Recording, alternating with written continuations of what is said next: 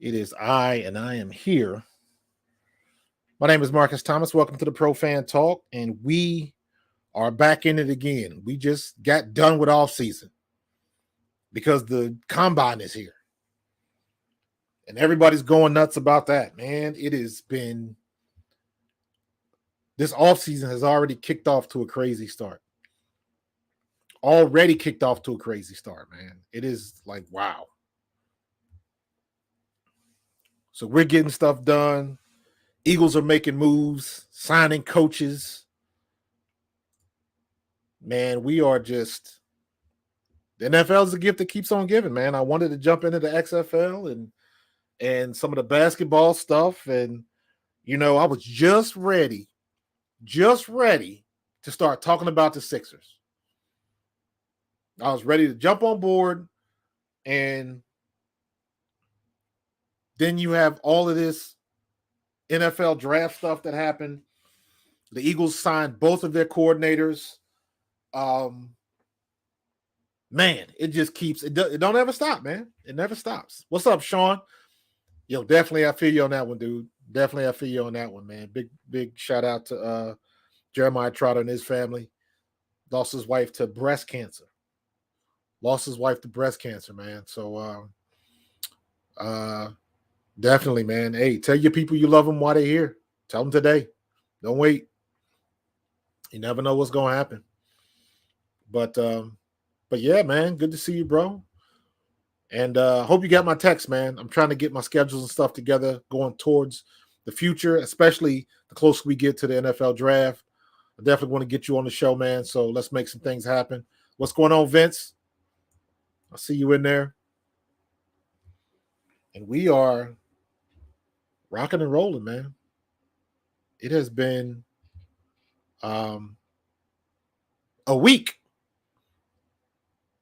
The start of the NFL Combine was very similar to what you saw down at the Super Bowl with Media Row and how that, goes forward. It's a little bit more focused at the Combine, but it's funny because my experience at the Combine, it's a lot different now because they get a lot more into the interviews and asking the questions and stuff like that.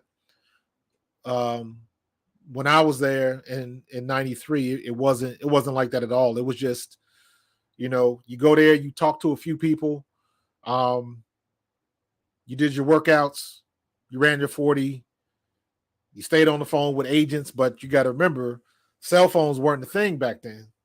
Internet wasn't the thing back then. So it was all about your performance there on the turf, man. And it was a very nerve-wracking experience, to say the least. But it was interesting. It's funny because I'm looking, I got it on right now. I'm looking at some of these kids now, man, and it's unreal. It's unreal the way they've advanced in technology and nutrition and the technology that they put in nutrition. All of that kind of stuff is just it's just leveled up so much, man. It's not even funny. It is crazy. It is crazy. I remember last year I about lost my mind when I saw Jordan Davis run that 4.7. Now you got a guy at linebacker that's about 240, ran a 4.4. I watched DL's run, defensive lineman run, and I saw about 5 guys run. Everybody ran a sub 4.8. And you had 2 guys at around 260-ish that ran 4.5s, the mid 4.5s. That was unheard of back in the day. Unheard of, man. So, but what's going on? But I see you, Sean. I appreciate you. I see you, Vince. I appreciate you. Rob Brinkman, I appreciate you. Jake Friel, I appreciate you, bro. Rob Povia, always in the mix, man. I appreciate y'all 5. First out the limo. And as usual, being first out the limo was brought to you by Fan Up. Fan Up is the best way to enjoy fantasy sports, daily NFL contests, and more. Win great prizes. Sign up today. Use promo code A2D for 5,000 bonus points, a $50 value. fanup.app. Check it out if you're into the fantasy and betting and things of that nature. Check it out. But man, good to see everybody in here, man. Next shift. What's up, boys? I see you, fam. But, of course, earlier this week, everybody at the combine gets smacked with the Jalen Carter situation, right? So he was involved in that crash after the national championship game that killed 2 people. 2 other people got hurt. It was a sad situation. I think the people in the other car, they may have been driving drunk. So, and then he wasn't so forthcoming with the police. Said he was doing one thing, and then of course, I don't know why in situations like this. Well, let me say it like this: I understand why you want to make stuff up. You're scared. You're young. You understand what your chances are and what you possibly giving up. So people like that panic. But you got to understand, man, when you're driving on campus at a place like UGA or any other of these big D1 schools, they got cameras everywhere, man. Everywhere. You can't get away from that. And you speed. You in a Jeep going 104, and the other car is like a team or a campus vehicle or something like that. So it was just a bad look all around. And apparently they surprised everybody at the combine and everything by giving him an arrest warrant because he didn't expect it coming. And especially he's possibly a top 5 pick. So the teams are going to do their homework and their due diligence, and especially when this happened. They knew back then that this kid was going to be a top pick. So scouts and teams were sending people down there to do a little sniffing around to see what the deal was, and for them to surprise the people at the combine like nobody expected this. He didn't expect this. He flew back, submitted himself to the warrant, and was out in like 20 minutes. So, I always question the timing of stuff like that. This stuff happened right after the national championship, and they waited until the first day of the combine to drop this. Did they not know it was coming? That's when you think somebody's out trying to get something, and, the due process is going to take place, but, they're already trying to ruin this kid. But it's a weird situation because you say that, then it sounds like you're unsympathetic to the victims because 2 people died in this. So, I don't know. It's just a bad look all the way around. You don't want people, that was his teammate. I think the other girl was a trainer or something like that. She was involved with the football program, but just a bad look. Just a bad look. I don't think he was drunk driving, but I think the other dude was drunk driving, and they were racing because they got camera of them going in and out of traffic and doing stupid stuff. When I see this stuff like this, I always think of that scene in Remember the Titans where the kid got hit in the Camaro. On campus, showing off in just a moment of, immaturity, and he gets slammed. But this is the worst case scenario, Yeah, the whole thing was fishy. Little suspect, especially when you look at the fact that they had a school vehicle. It was an unauthorized vehicle, which makes me think, and I'm not alleging anything, it just makes me think that if the girl was a trainer or somebody who worked for the school, she had access to the car. Maybe they had a relationship. He convinced her to grab the keys or something. Who knows? There's a lot of variables that could have happened. So you know what? Let me stop. I'm not even going. I just hope the best for all parties involved, but you can't hope for the best when someone's lives were lost. So, but we'll see what comes out. And it's very interesting that not too many times will stuff like this happen, especially in this day and age where the NFL doesn't know about it. So it'll be very curious to see how it turns off, especially if he finds out about it. He's at the combine. He finds out about it flies back to Georgia, answers the summons, is out in 20 minutes, and now he's already back at the combine. So he's working out.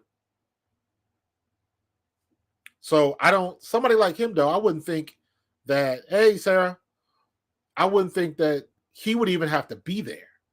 If you projected as a top 5 pick, you really don't have to be at the combine. They will come to you.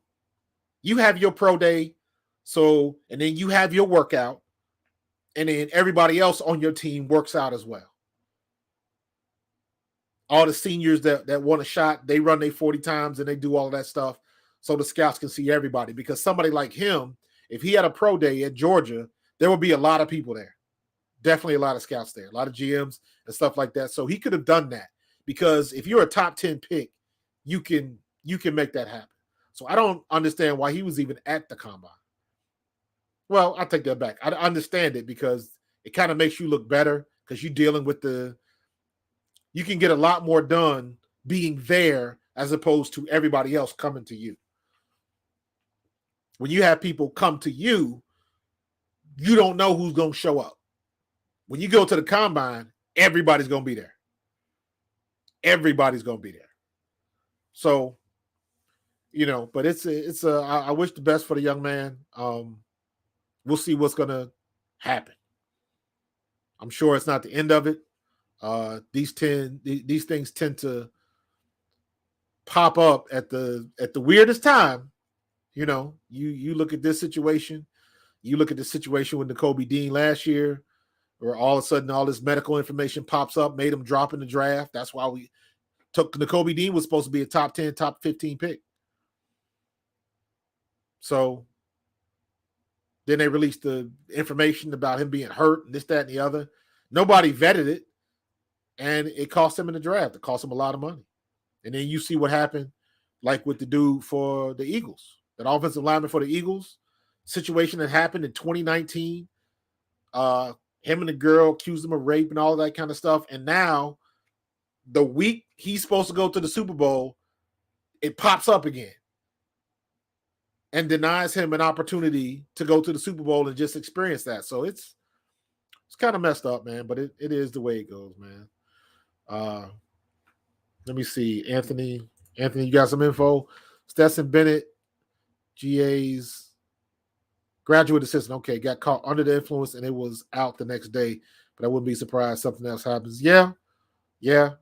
If it comes out that he was drunk, yeah, that's a wrap. You know what? I don't know though. This day and age, I don't know, because the joke going around now is regardless what happens, if he doesn't go to jail, he might drop in the draft. But now the joke is Dallas will pick him up, because Dallas don't care who they have on their team. So, but you know how these things go, man. They'll bring it up and it'll be in the forefront now. But as soon as he steps on the field and stops balling, they'll forget all of that stuff. Don't forget, man, you had a guy up with the Giants who was beating his wife.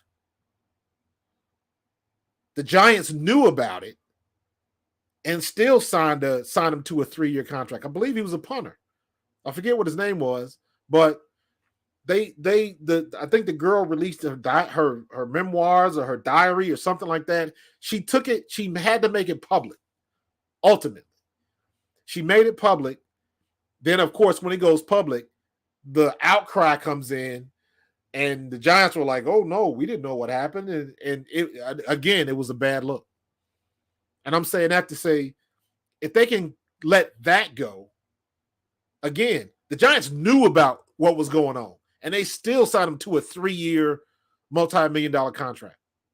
If they can let that go, I don't put nothing past nobody. Nothing. Josh Brown. Thank you, Sean. So that was a crazy situation. A crazy situation. Because then you look back on situations like Ray Rice and how the public just jumped on that. Mike Vick, the public just jumped on that.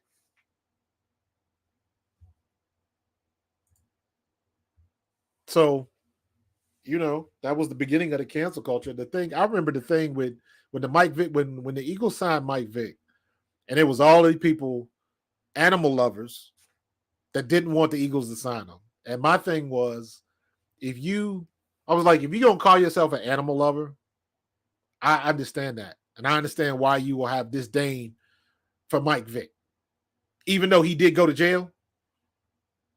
But my problem was you had all of these people calling in. And I'm like, I guarantee you some of these people ain't never rescued a dog, rescued anything, spent time at on a reservation trying to, do whatever they can do for animals. They just like puppies and they just decided to jump on the bandwagon. But my thing is like, well, what have you done?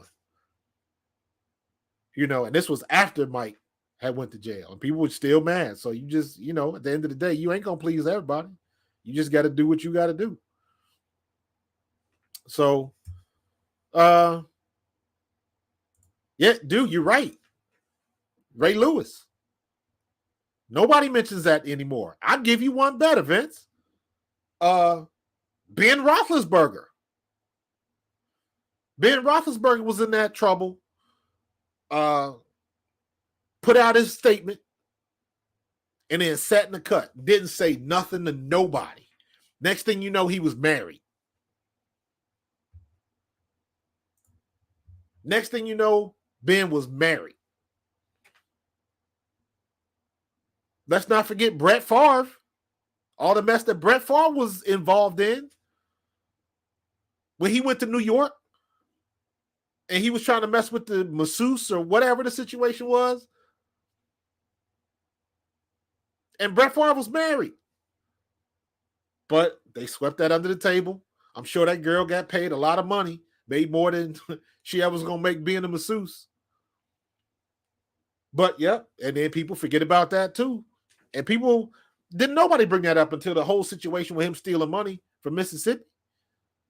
When that came back, they want to drudge up everything else. So, you know what? He get what he get. He get what he get. So, yep. Ray Rice got straight canceled. They took him out, and he was never seen from again. And you know what's funny? You look back on this whole powder keg of what's going on in Washington. You talking about suspect. This whole situation was suspect from the rip. You got all these emails calling people out their name, using some questionable language, and he wasn't talking to himself. You never send an email to yourself. And if you are speaking a certain kind of way, you only going to talk that certain kind of way with your people. People of like mind. So if he was talking like that and sending all that stuff, it's other owners that's chomping at the bit, hoping they don't release emails and all of that kind of stuff. Because all of that smack and all of that stuff the NFL did, a 6-month investigation or whatever it was, they hired a woman. They wanted to make sure that they let everybody know that they hired a woman investigator, and she had credentials, mind you. And then they go through all of that, and they had the woman give an oral interview and didn't release no information, no findings, no nothing. But they catch Ray Rice.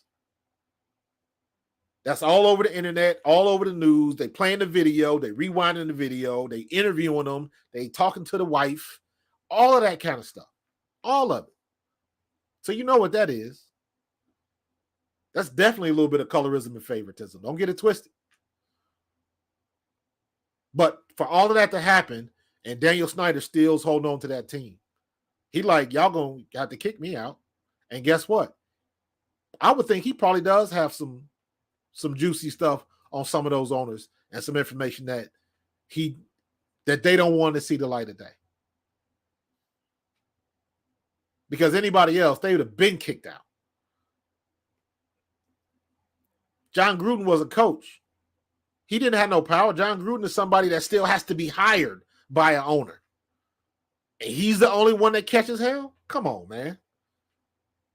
And even when all of that stuff came out, it was still players that was willing to step up to bat for Gruden.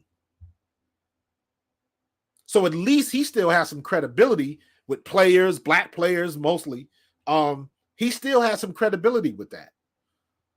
But they kicked him out with the quickness, with the Raiders of all people. So, I'm saying all that to say, the NFL will do what they want to do. And in regards to this young kid, at the end of the day, if he slips a couple places, yes, it's going to cost him some money, but he'll find a way to make up for it in the long run. He's going to get his money. And then, not for nothing, somebody going to get a stud late in the rounds if he drops. Just like we did with Nakobe Dean. Nakobe Dean's going to ball next year. I already see it happening. That kid was itching to play. Kaiser White was solid this year, and he couldn't crack that lineup. But Nakobe Dean is going to be a beast next year. I'm calling it right now. Because every time that kid stepped on the field, he made stuff happen. He made stuff happen. And in my opinion, going towards the end of the year, they probably would have been better off playing Nakobe Dean instead of Kaiser White. And I'm a Kaiser White fan. But that kid made stuff happen when he got on the field. So we'll see what they do. We will see what they do. Jerry Jones is back in the news again. Jerry Jones, now they bringing up sexual assault charges against Jerry Jones from when he got some unsolicited kiss from some girl and put his hands where they wasn't supposed to be. So Jerry Jones ain't, this thing get rolling so big, even Jerry Jones can't get away from it. But this is, they just waiting to get Jerry Jones out the league. As long as Jerry Jones is still in the league, Dallas is not going to win a championship. Now, when Jerry Jones finally steps aside and lets his son completely take over the show, then we might have some problems because he's competent. Jerry Jones he need to get out of his own way. How the hell are you going to have a press conference? You ain't even playing. It's more people around Jerry Jones looking for quotes than it is in the locker room. What kind of sense does that make? He's become an ego whore. He wants the attention. He just wants the attention, man. But in any case, let's get to our stuff, man. Enough about these Cowboys. You know what I mean? So now we got our offensive coordinator, right? Now, the good thing about Johnson, he's been there for, I don't know how long he's been there, but the thing that impressed me the most is I did not realize he was so tight with Jalen Hurts and his family. So he's been around Jalen Hurts since Hurts was a kid. Matter of fact, he played for Averion Hurts, Jalen's father. He played for him in high school. He's just that much older than Jalen, but at least they got that relationship. And it's one, I can't say this enough. It means something when you're at a position at this level and you got people around you that you trust. Not only trust, completely trust. Completely trust. Based on everything I read, Brian Johnson is like family. Now, you got your friends and you got your family, and sometimes you treat your family worse than you treat some of your friends, but you know the ones that are there for you. You know the ones that even it doesn't mean or it doesn't matter if they're blood or not. You know the people around you that you consider family. Brian Johnson is like that with Jalen Hurts and his people. That is a good place to be. On top of the fact that he's good. He's good. So hopefully, as good as Steichen was, there were some things about Steichen And some of that play calling I wasn't crazy about. Now, I don't know if that was Steichen or if that was him. Steichen was the OC, so I'm going to put it in his plate. But I think this is the best hire. And I'll say this. The first time he runs that trip right to trip left and run that daggone wide receiver screen, I'm going to lose it. I'm going to lose it. We got the foundation to continue right where we left off on our offense. The only thing they got to do is tighten up our running game. That's the only thing he has to do. Is tighten up our running game. Stop running from gun formation so daggone much. And use your number one back like he's the number one back. We can put some more wrinkles in. Let's add some hot routes. For some reason, we didn't like hot routes. Oh, Sean, good call out, bro. I didn't even put that on my slide, and I meant to. Let me say this. I thought it was interesting. Gannon never talked to the press when he left. Never gave a press conference, never gave a one-on-one, never gave his thoughts. And then when he gave that little, 30-second goodbye or whatever, and he said, Bird Gang, he didn't say Eagles fans, he said Bird Gang. It was just like, bruh, that just sounds so insincere. But, I mean, it is what it is. He out of here now. He got to deal with Kyler Murray. And guess what? Let's see what kind of work ethic Kyler Murray has compared to Jalen Hurts. It's a whole different ball game when you got to make them decisions. As far as Chauncey Gardner-Johnson calling them out, I wish he wouldn't have, especially when you got the reputation like CJGJ and you call somebody out on Twitter or social media and then you delete it. That makes you look bad. If you're going to come with it, come with it. Keep it 100. Every bad call or bad defensive scheme that we worked on, it ain't all his fault. Because guess what? You had 6 picks under his defense. So it couldn't have all been his fault. He put you in some good positions at least 6 times during the year. So if you're going to you got to take the good with the bad. It's no question that he swung and missed in the Super Bowl. It just happened that was the worst possible time to have the worst defensive performance. And the offense gave you a lead. So I understand if you don't want to talk about it, but Sirianni talking about it more than Gannon is. So what's up, Frank?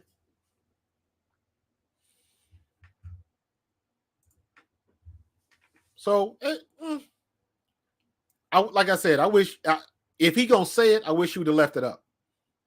Stand by what you say, because now, like, what's the purpose of deleting a tweet or something on Facebook? Because once it's out there, people are copy it, paste it, and all of that kind of stuff. So you really can't delete it. You really can't delete it. I know. I guess he ain't pay his $140 or whatever, so he can get the blue check, so he can delete his tweets. But again, if you can delete a tweet, aren't you still? Isn't it the same rules where somebody can just copy it? Or like, what's the point? What's the point? Stand by what you mean what you say. If that's how you felt, that's how you felt. Based on what happened, probably too many people not gonna argue with you. So yeah, I'm with you, Sean. Somebody probably got in his ear and was like, hey man, take that stuff down. Hopefully a vet or somebody, I don't know. That I can see that happening. Howie giving him a call. Somebody call him like, yo, dude, we don't get out like that. And you saw what happened with the whole thing with Juju Smith-Schuster, him talking smack still. AJ Brown was like, listen, man, I don't want to have to come see you about this nonsense. So keep my name out your mouth. And it seems universally like everybody's trashing Juju. Like, dude, what are you doing? You got the chip. Like, why are you still talking smack against people that didn't say nothing to you? So, I don't know. People, man, somebody going to end up catching some hands over this social media stuff. Somebody going to end up catching some hands. Because it's like you can't, it ain't like the old days, man. It ain't like the old days. If somebody had something to say to you, you had to see him in the locker room. Because there was no room for all of that kind of stuff because back in the day, because you didn't have social media and internet. We didn't have email back then. That's how old I am, man. We didn't even have email. I keep seeing these the memes and stuff talking about we are officially 30 years 30 years from 1993. Oh my God. That's crazy. Anthony, you on fire today, bro. Gannon was a terrible DC. Panic way too much, especially big moments. I would disagree with that, man. I would disagree. I don't think, nah. Let me tell you from experience, my friend. I played for Kotite. He is not a Kotite. No. I'm not going to put him on that level. He's got a little bit better acumen than Kotite had. So, and Kotite was a player's coach. A lot of guys like Kotite. I like Kotite. He just wasn't, in my opinion, a very good coach. He had that success. Looking back on it now, the reason why they hired him in New York was because I believe he was the offensive coordinator with the Jets when we hired him. So it's a big difference when you were the coordinator and now you're the head coach. And I think he wasn't a good CEO of a team. He wasn't. We had guys hurt. That was the year Randall got hurt towards knee in game 8. And I remember we had a lot of injuries. Seth was banged up. Willie T got banged up. Byron Evans broke his leg. Kenny Rose broke his leg, broke his ankle. We had a ton of injuries. And I'll never forget this. I walked into Kotite's office one day because I was on me and Vaughn Hebron, like for the first time in ever. We were rookies. We were undrafted free agent rookies, and we both made the team at the same position. That never happens. You had 2 unrestricted free agents, undrafted free agents, that both make the squad at running back. That's how much we put it down in that preseason. But Vaughn was active. They would make me, I was a game time decision. So what they would do is I would go in, come to the games, warm up, get dressed, and they would make me inactive 15 minutes before the game. So I would go warm up, go back in the locker room, put on my street clothes, and I would be one of them dudes on the sideline with the big credential, holding the pad or something like that, watching the game. I was one of those guys. And they did that all year. I think I ended up traveling to 2 or 3 away games, but they would do that to me every home game. Even one game, Heath Sherman was hurt, and they still wouldn't make me active. And I remember going to his office and asking him, like, "Yo, we got all of these. We had so many people hurt. Defensive starters were playing special teams." And I was like, "Coach, we got starters playing on special teams. Let me run down and make a tackle on kickoff coverage or punt coverage or something so we can get some of these starters." And he wouldn't do it. He wouldn't do it.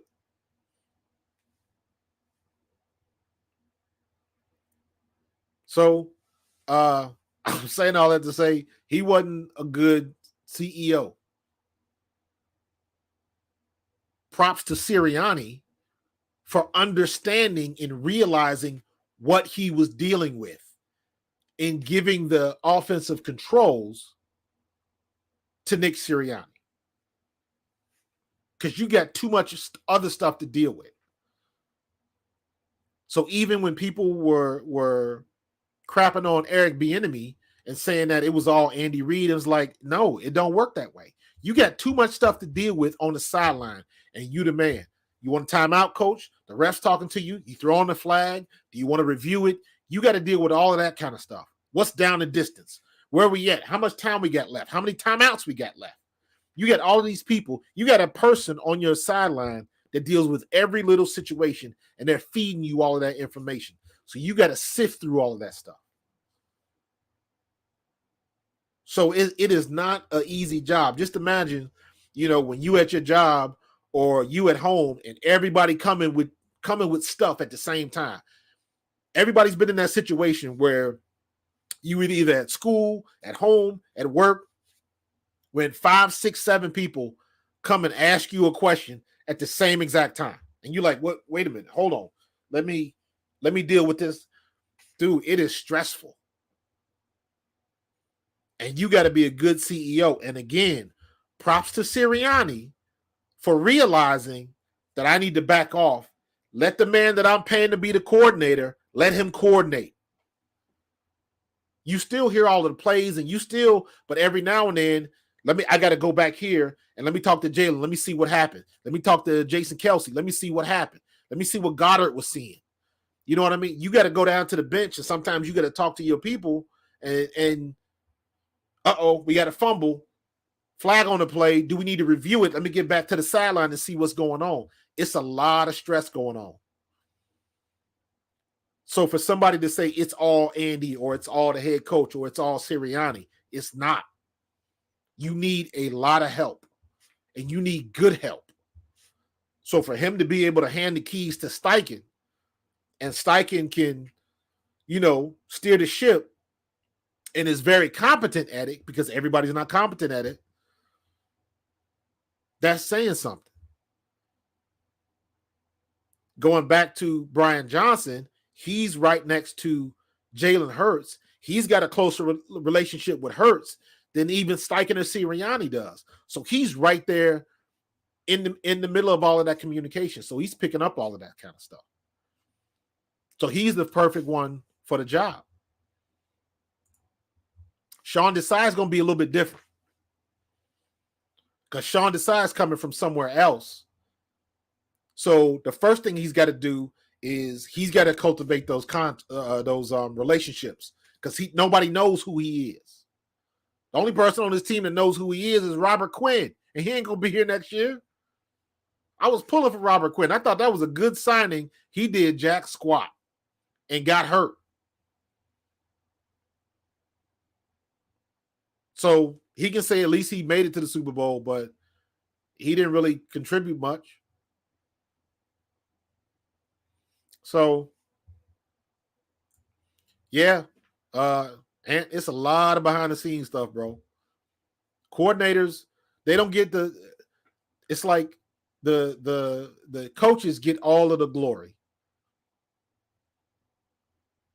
but they don't get enough. The coordinators don't get enough credit, man. Don't get enough credit. So can't coach right, coach tight. Yeah, man. That was oof. I was there the last year of Norman Brayman. So it was just a big cloud over us back then. And it was not good. It was a cheap organization. It was I saw they got a thing out now where they go evaluate all the teams and how they do their business. And somebody came out talking about Arizona Cardinals. They make the players pay for meals in the facility. Nowadays, that sounds crazy, but shoot, back when I was at the Eagles, first of all, we didn't have a facility. So we paid for all of our meals, and they would make us pay for socks and shoes and extra turfs and all of that kind of stuff. Matter of fact, we had to buy they would give us like 4 or 5 pairs of ponies, turf shoes. These things were the heaviest boots. You could wear these things out in the snow. They were so big. They were horrible. So we would, young players like rookies, we would ask people like Vi and Randall and Herschel, and we would ask the people that had the sponsorship, that had the Nike deals or the Adidas deals, because the shoe companies, Nike and Adidas and all of them, they would send them guys shoes like every week. They would have like brand new boxes of turf shoes. I was like, yo, can I get some of your old ones? You ain't wearing them again. Let me. Had it like that. So the Eagles at that time we were a cheap organization. Very cheap. So when Jeffrey Lurie came to town, that was a breath of fresh air.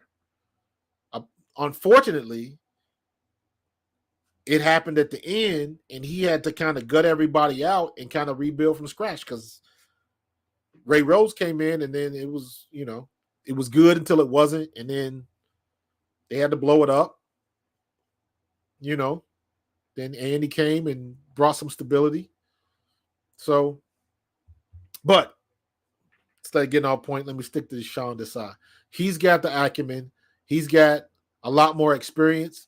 I know they wanted, what's his name, Denard Wilson. And I think he would have been a good DC for the same reason that Johnson is. But I think Sean Desai has a little bit more experience. I believe if Sean Desai had not come to the Eagles, I think Denard Wilson would have had the job. But I think that Sean Desai is just a better candidate, a little bit more experience. I don't see any reason why this guy cannot endear himself with our defense and some of our players and personalities. So definitely good hire. Definitely good hire. And like I said before, Brian Johnson spent a lot of time with Jalen Hurts. That is going to be to our benefit for sure. Definitely for sure. So right now they're at the combine doing their thing, counting steps, watching the big guys. It looks like linebackers are still running now. Somebody just ran, Dorian Williams from Tulane just ran a 4.54 in his first 40. He's on the second run right now. I don't see his stats on him. He looked like he about 230, 220, 225, 230. Big boy. All that hair probably weighing him down. Let me see what he got. He ran a 4.54 and a 4.56. That's a solid time for a linebacker. These boys getting woof. These big boys is moving, man. I saw them defensive linemen today. I said, oh my God. Ridiculous. Ridiculous. But Howie out there right now, got his binoculars, taking looks, and seeing what we got to do. And we got the two biggies out the way. We got the offensive defensive coordinator. They are out there at the combine, scouting people, looking at what they got, right? Now, the main domino is Jalen Hurts. We got to get that contract signed, because that contract is going to determine what we can do in the draft, or at least free agency, I should say, because that's the big thing. That's where Howie makes his money. The last 3-4 years, the free agency's pulled in top notch, chef kiss, man. So we got to have the capital to be able to move around so he can make the moves that he needs to make. He is the Wizard of Philadelphia. That's what he does best. But you got to have some resources to make that happen. That is why I am of the opinion Jalen Hurts, even though he deserves a big contract, 40 to 50 million a year and all of that kind of stuff that comes with it, I don't think he's going to take it. And I think it's not that we are not going to offer it. I think Jalen, with his intangibles and all of that leadership and all of that kind of stuff, this is where that type of stuff comes into play. I think Jalen is going to allow Howie to structure the contract in a way that it doesn't cash strap the team, because Jalen is about the team. Everybody else is about the bag. When you look back at this, when you say Howie got the right one, he got the right one. Because Jalen is trying to go back to that bowl. And he knows he can't do it without the right people in place. You can't get the right people to play in place if you ain't got no money. I think Jalen is not going to take a hometown discount. But I believe he is going to work with Howie to figure out a way to structure it so we are not left cash strapped.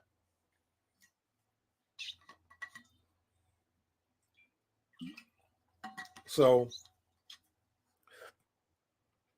we will see what's going to happen. We got a lot of time for that too, because nothing else has to happen until we get to the draft, and I think that this deal will be done before then. When's the date, Sean? When's the date for like the official free agency date? Isn't that middle of March? Can't remember.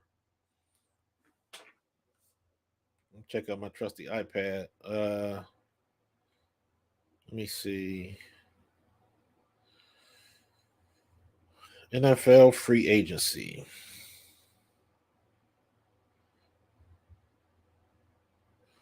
Because everybody's looking at free agency starts March 15th. 4 p.m. March 15th. So I think we will have a deal done for Jalen before then. I'm guessing. So Public Enemy #1, Bergang. We need another wide receiver. I'm not going to disagree with that. We need another 3 receiver. I believe we'll be able to pull a young receiver up. However, I thought we had some good studs on our roster. They just never had a chance to step up. We had that kid that we pulled from Cincinnati. This boy was like 6'5". And I'm like, when you got somebody that big and can run, put that dude in the lineup, throw the ball in the air, and let that dude go up like he dunking with 2 hands. When you got a receiver that's that big, nobody is going to out-jump him. That's what they should have done with J.J. Arcega-Whiteside. They should have lined him up or motioned him to the slot and told him, say, hey, you got 5 routes you're going to run. Every one of those routes, when we throw you the ball, we are throwing that ball 9 to 10 feet high. You go up and get it. You should have made him a one-trick pony. We saw that from the beginning. He's got the physical attributes, but I don't think he just didn't have that dog in him. And he was used to, I'll never forget when the parents was out there with the sun umbrella. I was like, it's not a good look. Nick Sirianni recovered from the flowers comment. He never recovered from the umbrella. So I do agree we do need a number 3 receiver, but I think we can find that. We can find a speedster on free agency market or late rounds, find somebody to drop. I think Howie got that covered. I'm not worried about that. Not worried about that at all. So what are my thoughts on Elijah Cansey as a possible fit on the Eagles defensive line?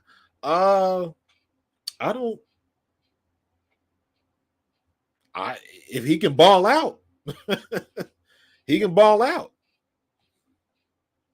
So it all depends on what we do. A lot of this, especially on our D-line, is going to depend on what Jordan Davis does. I want to see what kind of shape he comes back in next year. If he can lose some weight, if he can lose about 20, 30 pounds, think about this. At 360, he ran a 4.78 40-yard dash. If he loses 30 pounds, he'll be at 330 and should be able to run in the 4.6s. That is scary. That is very scary if he loses the weight. He can be a stud in the middle. But you can't be a great player in this league and be on the pitch count. Not at his age. You got to be able to roll with it, and you got to be able to play at least, I'm going to give you 60% of the snaps. You got to give me at least that if you want to be a stud in this league. So we'll see. That's a possible candidate. I'm not sure. Honestly, don't know much about him. I got to look him up. But guy from Pittsburgh, undersized guy. He's only 6 foot. 6 foot 280. That is small, dude. That is very small. He got a good pass rush grade. So I don't know. I mean, he's up there. He did some work. I got to see his tape. I didn't watch him, and I don't like talking about these guys until I see tape. I don't want to watch highlights. I got to see tape. So in this situation like this, I would go look at, go to PFF or someplace like that. Talk to my boy Baldy. Maybe Chuck. I know Chuck watches a lot of tape, and get some scouting on that, because somebody that's undersized like that, I want to see him play. Same reason I want to see Bryce Young. All these people all of a sudden talking about his size. And if you didn't learn anything from Jalen Hurts this year,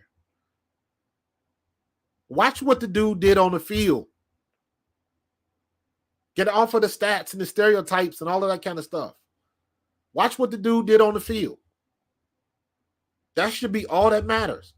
Because the truth of the matter is, if Bryce Young was 2 to 3 inches taller and the same weight, everybody would be saying he would be the number 1 pick in the draft. But everybody's looking for those stereotypical, they want those metrics. They want you to be 6'3", 6'4", 6'5". They want you to be 230, 240. They want you to be able to throw the ball from end zone to end zone. But guess what? It's been proven you don't have to do that to win. You just got to hit the open man and be able to recognize him. That's what you got to do to win. So, if Kancey fits our scheme, he'll be there. I would definitely think he will be there. I think we need to go keep that number 10 pick and get a safety or another defensive back. That's what I think.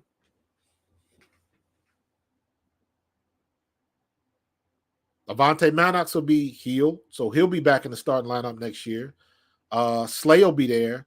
Bradbury's gone. We got to sign CJ because I just think he's that good.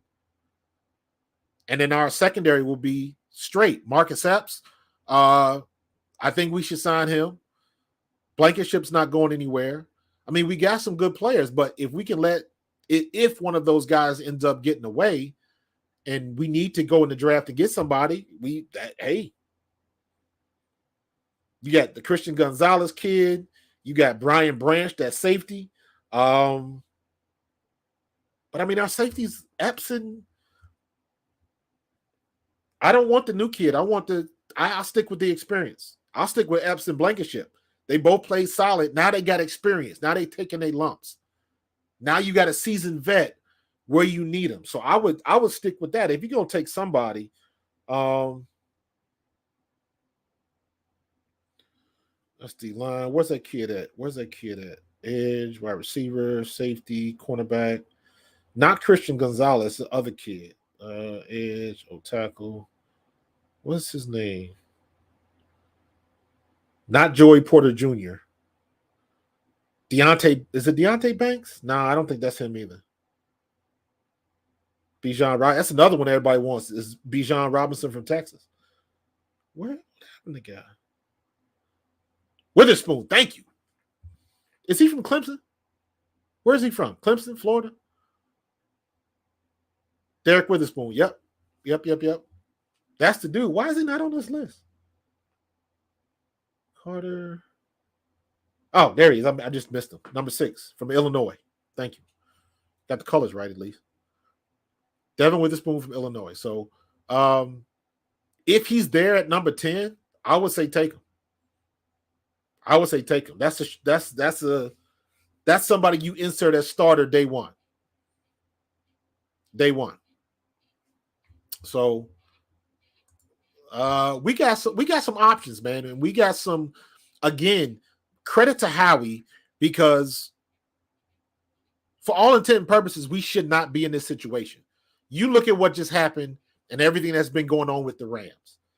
They sold it all to go to the Super Bowl, and they did. It paid off. They knew this was coming, and now they're just dealing with it. They eating their medicine. But it paid off for them. They got the chip. Now they're just dealing with the aftermath and trying to get through it so they can get to the other sides. The Eagles have, I know we got 10 and 30. Let me see. Eagles.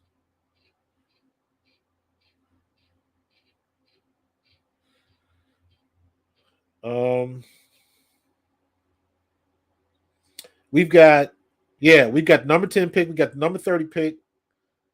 And tell me that. Doesn't give me, just give me, we got 12 picks.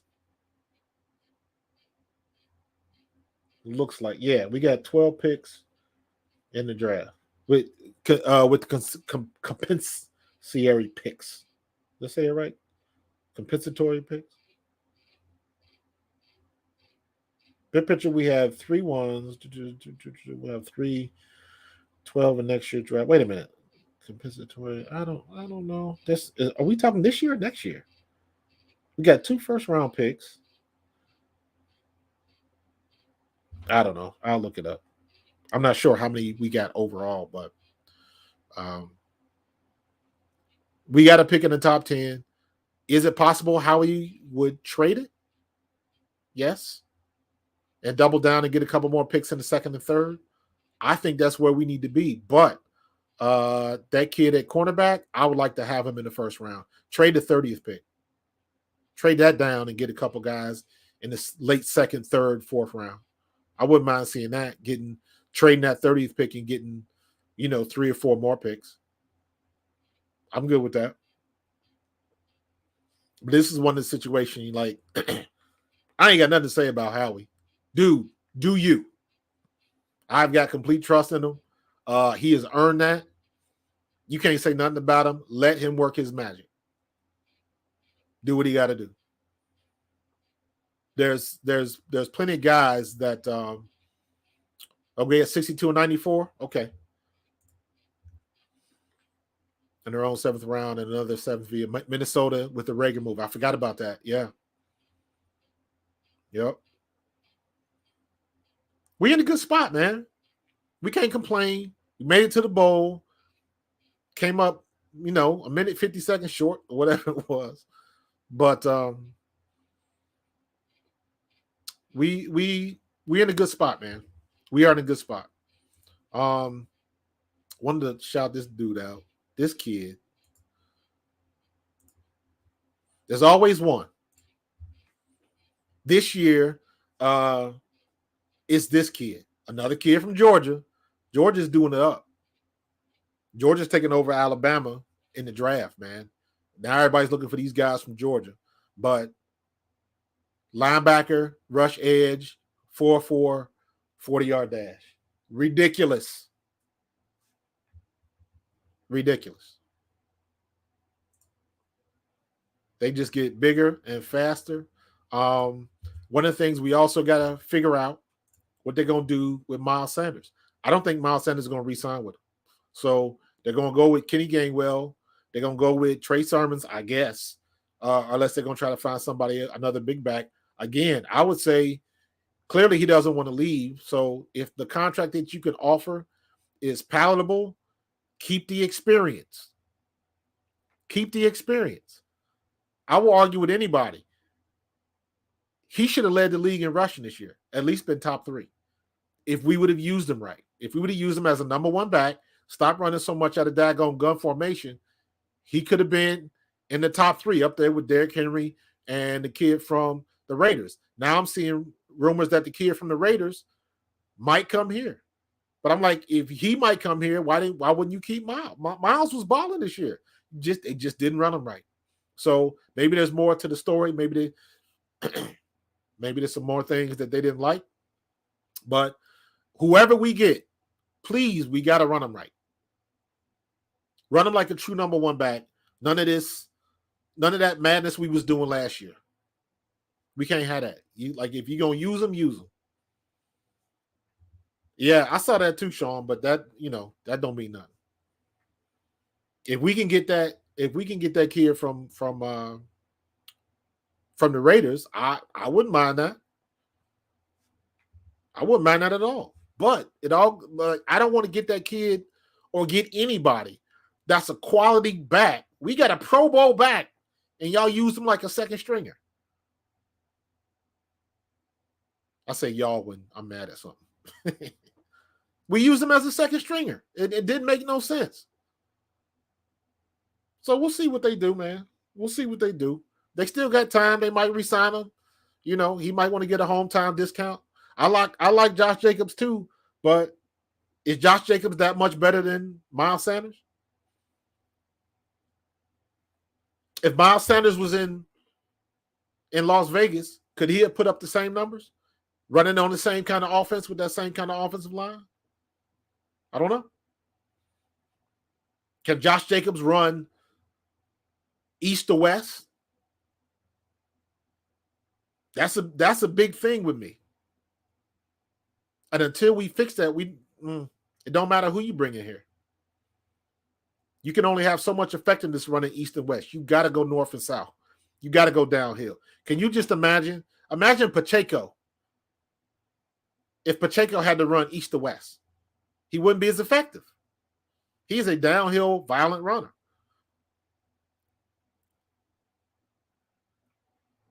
So, we'll see what happens, man. We got time. We got money. We got picks.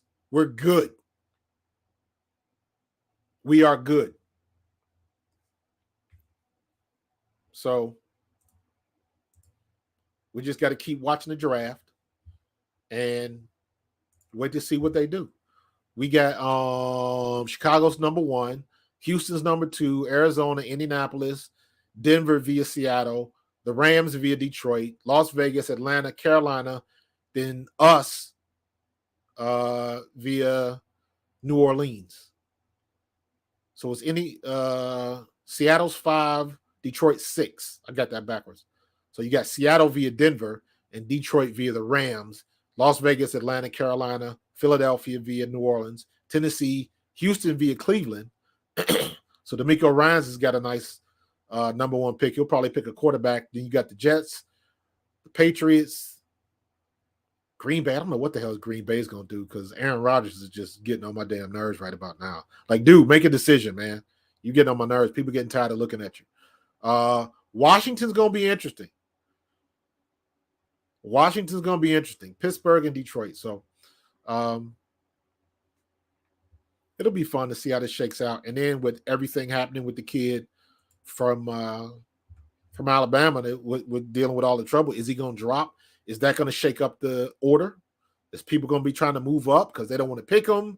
Now you got to go with your plan B, all of that kind of stuff, man. Every time a move gets made or something happens at the combine, it makes the whole order shift and what people are going to do, who they're going to grab. They're going to go grab a quarterback. If you're not going to grab Jalen Carter, who's your plan B? If you needed that defensive tackle, who's your plan B? So it just puts a big question mark over the whole thing. So that's what makes it interesting. So, but listen, man, I appreciate you joining me. I'm gonna get up out of here. This is a good show tonight. I had fun. It's gonna get more interesting the closer we get to the draft. So stay tuned. Check me out on A2D Radio. Check out A2D on Facebook. You can check me out, Pro Fan Talk, in my Facebook group. Check me out, Pro Fan Talk, on YouTube. That's my daily content channel. And then, of course, I'm here every Thursday at 7 p.m. Next time, bring a friend. I'm going to be out of here. If y'all want to see, do some things different, I'm looking for ideas. I'm taking feedback. Hit me up. Slide into the DMs, as the young people say. All right? Eagles has landed. I appreciate you, bro. Sean, I appreciate you. Anthony, I appreciate you. All right. And I will talk to you guys next week. Have a good one and be safe. Peace.